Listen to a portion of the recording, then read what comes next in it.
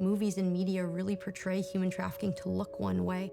You're kidnapped from your bed, or you're, the elusive white van you're thrown in the back of. And that's not really what's happening. It's not like I walked up to it and said, hey, I want to be trafficked. I didn't know that's what I was being groomed and led to. There's a lot of boys that are being trafficked, a lot of men that are being trafficked, and why don't we talk about that? Human trafficking happens in every neighborhood, in every community, rural, urban. You might not know it, but you've seen it. Beauty salons, car washes, grocery stores, hotels. The average person walking down the street is pretty much paying attention to themselves. They're not looking around for anybody else. They're not looking for trouble. They're not looking to see if someone's a victim. Whatever image you have in your mind of the person who's being trafficked, I want you to remove that, because it can happen to anybody. When people think that I chose this life, what I did was I trusted someone to care for me.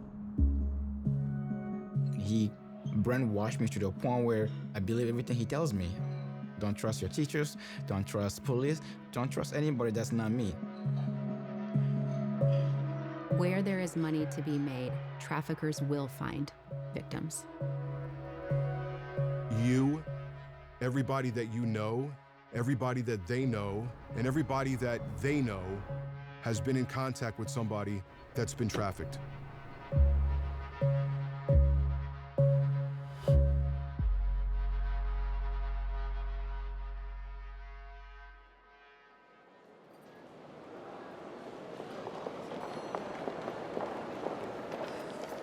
Mom. Ashley's asking about the internet speed here. For the tournament tonight. She said if I want to play, I need at least 25 megs. Hey, Lauren. Yeah, did you find it? You're sure he didn't save it to the cloud?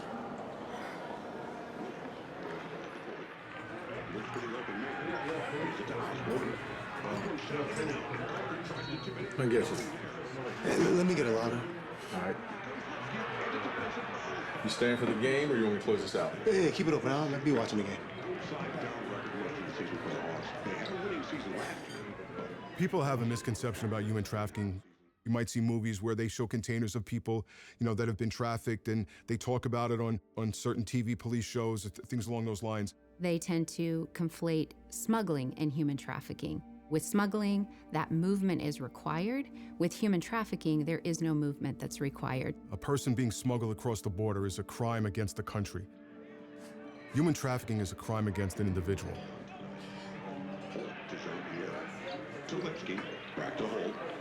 Oh, bro, you're still here? You're the first one I know.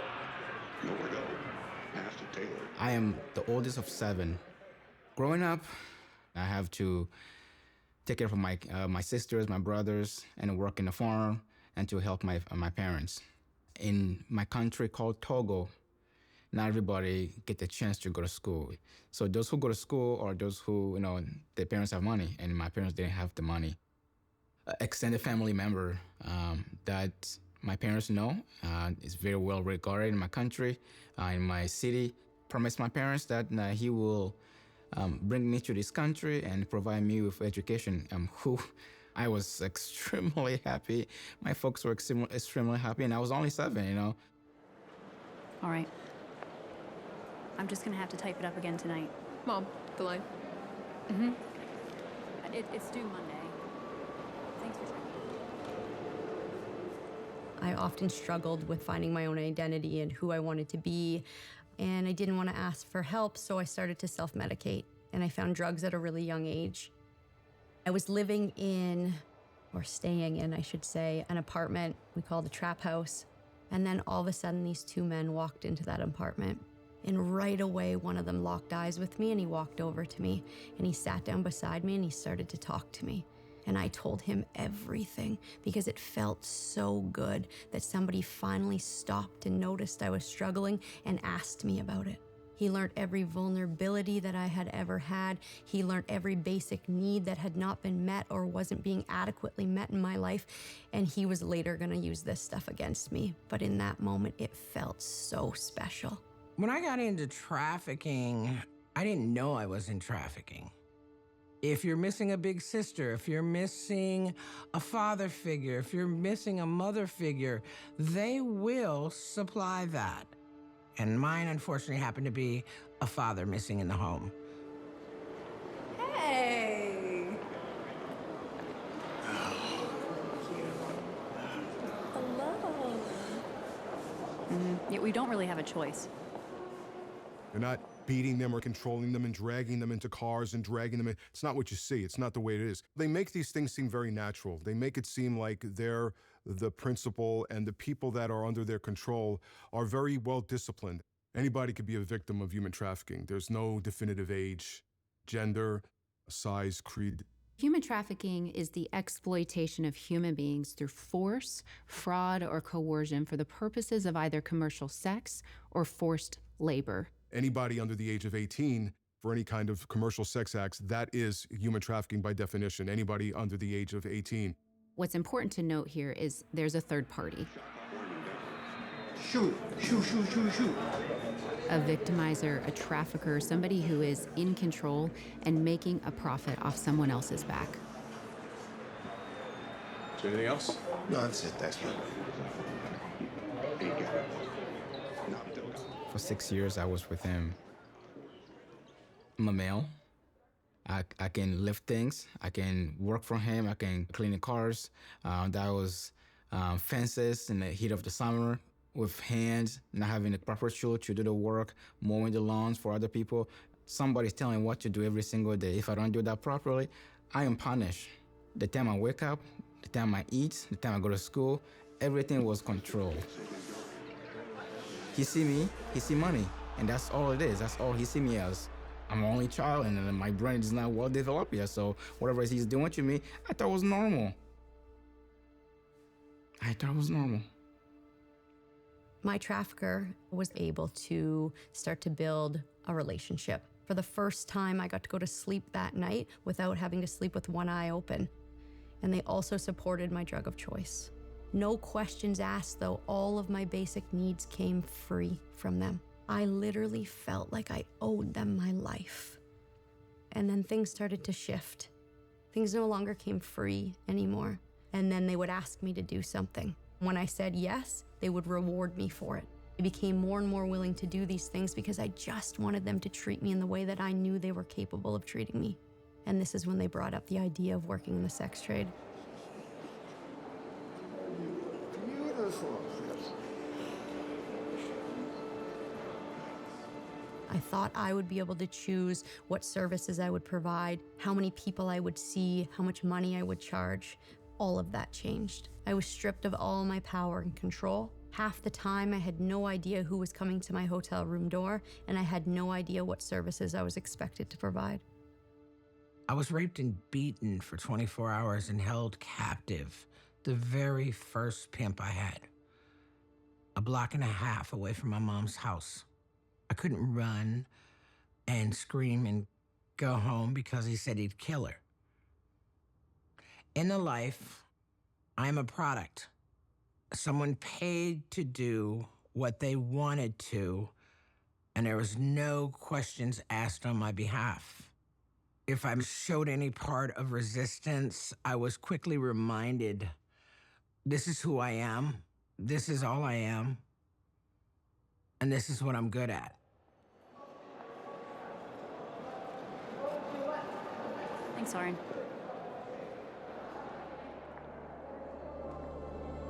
Mom, did you hear me about the Wi-Fi here? Oh, yeah, I'll check. You're gonna do other things on this trip, right? Nope. Come on. Starts with a big flush down to the other end. Pucks down by 4. 25 seconds remaining in the quarter. Hey, Chico. Come on.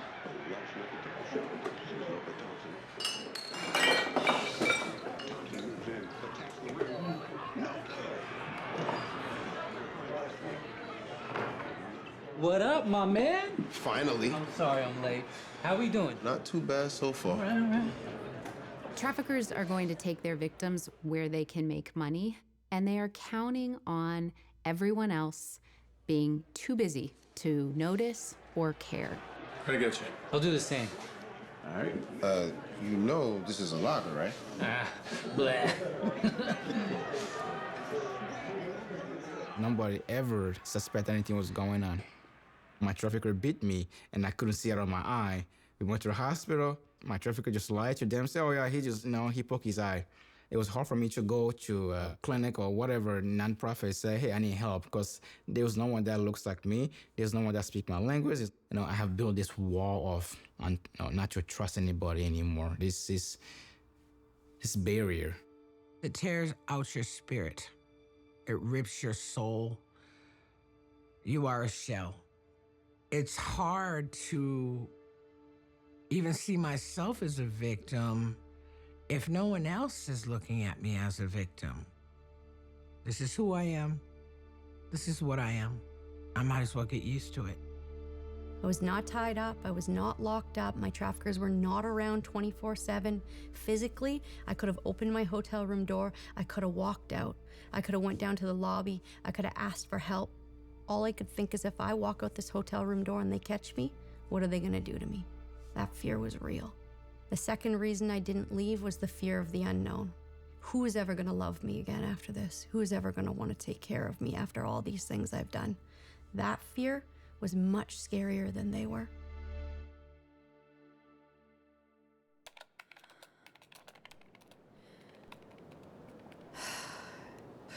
Yeah.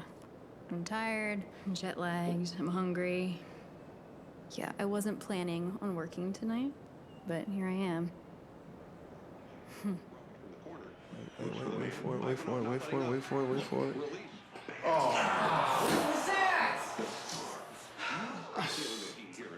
Hate these stupid overtime games. You know I gotta work in the morning? Yeah, I can't even stick around. Nina's waiting for me to help put the girls down. Where you headed right now?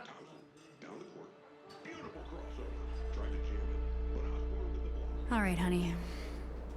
I think I gotta wrap this up. My battery's about to die, and I want to finish this before Chloe comes down for dinner. Yeah. We're gonna go to a restaurant here at the hotel. When something doesn't feel right, generally speaking, something's not right. Doesn't mean you just always go off of assumptions, doesn't mean you just go off of one thing that looks wrong, because there have to be multiple things, multiple factors that would tell you this is a victim that's being trafficked. But if something just doesn't seem right, they're not. Something's wrong.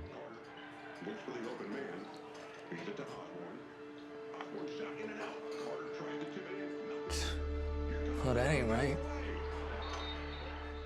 No.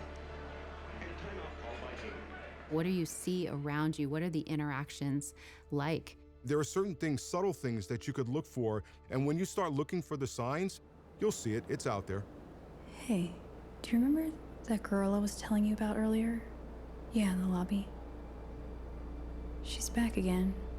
Maybe they're dressed in clothes that aren't appropriate for the occasion or the weather, or maybe a couple interacting. If one party is looking down, not making eye contact, looking fearful, something is off. I don't know. That man is back with her. You can't say 100%, are you a traffic victim? They're not going to answer you. Do you say to the trafficker who you think that person's trafficking, are you trafficking this person? You can't do that.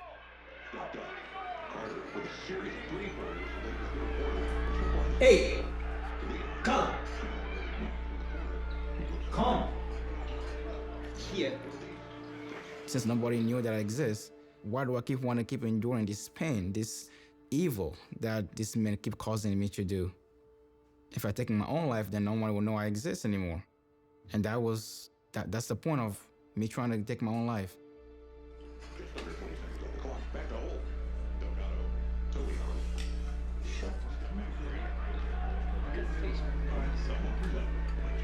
Yeah, I just have a really strange feeling.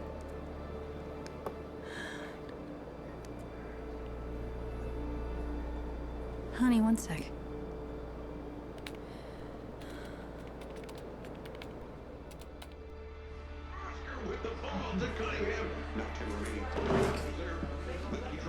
lot of people will say, like, just come with me, I'll help you, I'll get you a safe place to stay, I'll make sure you have food, I'll connect you with all these different resources, but it's much deeper than that. It's really about building that relationship that's stronger, healthier, and more powerful than what the trafficker has built. You're not going to leave with somebody unless you can trust that they're going to be able to give you exactly what the trafficker has given you. You call him a trafficker, I call him my guy. You say he's a criminal, I say we're trying to make ends meet. Because that's what we do when we're in relationships. We got each other's back. Multiple indicators. If you see multiple indicators of either sex or labor trafficking, take note of what you're seeing. Blake, Yeah. I think that kid might need our... Here it is!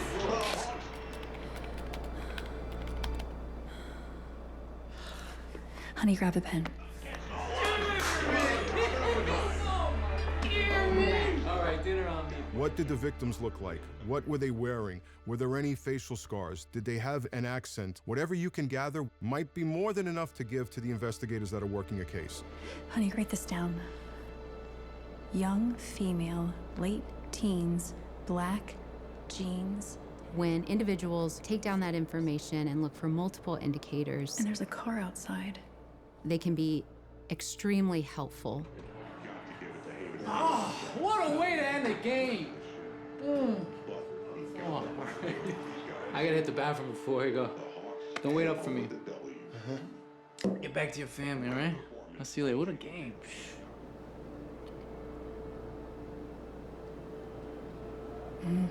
If you can't do anything and you feel that something is going on, call the authorities.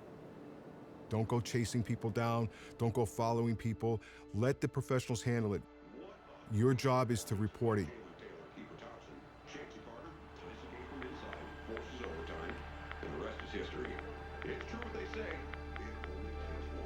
She's getting into a car now. It's a sedan, license plate H9V4. This police unit booked a fake appointment with me, and they showed up at my hotel room door. He asked permission to come in. Nobody had asked permission to do anything to me in a really long time. So right away, he built a little bit of rapport. Because of the support I received from that officer, including all the other resources that I connected with, I never went back to a trafficking situation, which is quite rare. This teacher saw something in me. She saw me as a person for the first time. And so one day when we were at school and then the FBI showed up to school. If I get deported, then my family would shame me and they would just disown me. So I was petrified. They reassured me that I wasn't gonna get deported and that I will not see my trafficker ever again from that day on. Who knows where I'll be right now if that lady didn't take the chance on me. She became a hero.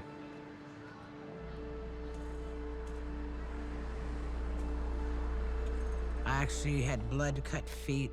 Nobody would give me shoes. Nobody was helping me, and she's just a little bitty woman. And she said, come in, and she reminded me from the poltergeist. And she fed me, and she gave me candy, and she put ointment on my feet, as if I was like Jesus, she said. Since I've been out, it's been an ongoing process. I've been out 24 years now. Everything that's ever happened to me in my life is permanently here. That doesn't mean I have to go back to where I was. Through my healing and counseling that I've had, I'm able to acknowledge it and know that it's in the past. What I did learn is there are hundreds of thousands of caring individuals out here. I actually work for Victim Services of Durham Region, which is the exact organization that helped me in the immediate aftermath of my exiting from my trafficking situation. So I've now dedicated my life to not only raising awareness to human trafficking, but also supporting people in very similar situations. If I would have learned what human trafficking truly was growing up, or even as a teen, I don't know if what happened to me would have. If you can do anything to help us, it's bring this information back to your community. Talk to your neighbors about this. If you have loved ones and children or young adults, teenagers, those are the next victims if we don't eradicate this and get rid of it. Our next coming up buyers are our sons if we don't teach them different. Start from your own home. Talk to your kid, talk to your friends, and making sure that you are aware of this issue. If you see child working somewhere and you don't think you have some inkling, you have the duty as a citizen to report that, to say, I suspect something's wrong here. We can also just tell people they're loved and smile and say good morning to them. Showing compassion, showing concern goes a long way. Letting a victim know they're worth saving, because I didn't think I was worth saving for a very long time. Now I'm priceless.